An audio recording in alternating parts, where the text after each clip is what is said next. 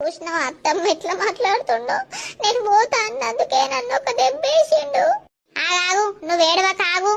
ఏడవకే కాదే, ఆడు పొద్దుగాల ఆగమాగం మీద ఉంటాడు, ఆ పనికోవాలని ఉంటాడు. నువ్వు పొద్దుగాలనే అడగల్లా చెప్పు, నేను అవగారింటికి పోతా అని పొద్దుగాలనే అడుగుతావా అని కట ఆఫీస్ టైం కాబట్టి ఇటు నువ్వు ఒర్రియబడితివి. ఆ కోపంలో మంట్ర ఒక దెబ్బ తీసే. ఆ దెబ్బ వడుడు ఎందుకు? మొగోని చేతు బండ తీరు ఉంటది, ఆ దెబ్బలు వడద్దు, తర్వాత దెబ్బలు లెత్తాయి. ఆ రాత్రి వచ్చినాక మెల్లగా బుదరకిచ్చి అడగవా? అడుగుతున్నా అత్తమ్మ, మొన్నట్టుండి అడుగుతున్నా.